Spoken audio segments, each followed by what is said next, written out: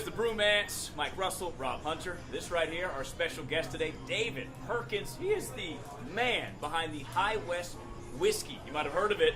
Well, guess what? They got a brand new beer out that's just making it to Phoenix, the Western Standard Saloon Lager.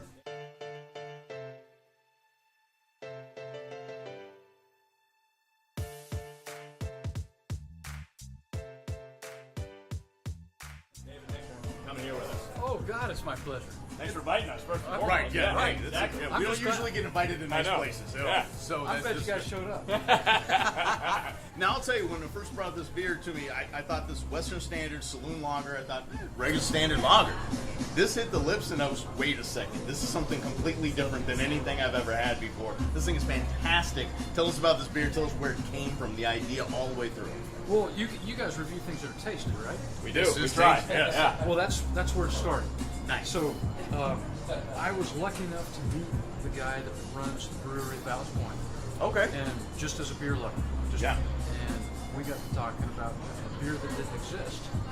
And we said, we think we ought to make it. And the beer that didn't exist was a lager, Okay. aged in wood, it's sessionable.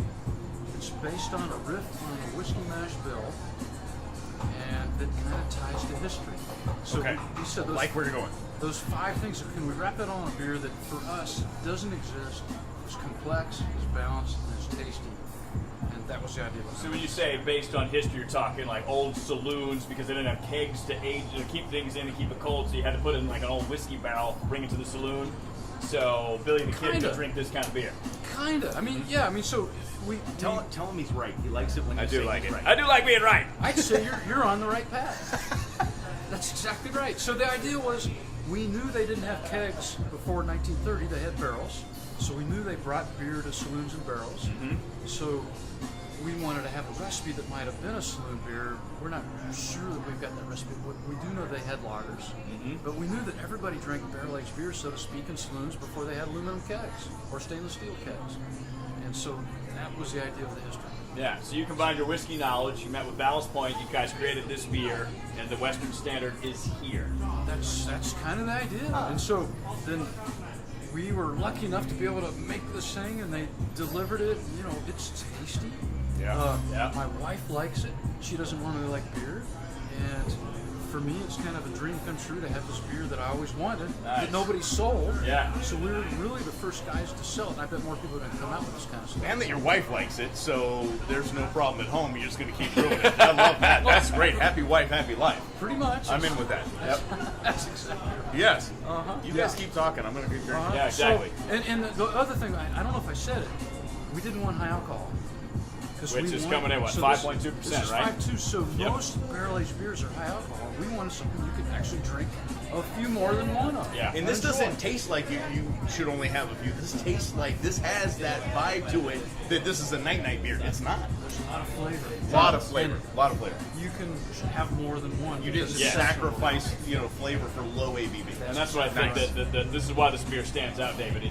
It takes lager to a whole new level, brings a whole new flavor palette, flavor profile to a lager, which I've never tasted before, so congrats on that. Well, right on. That was the idea, so you fell into our trap of, hopefully you like it.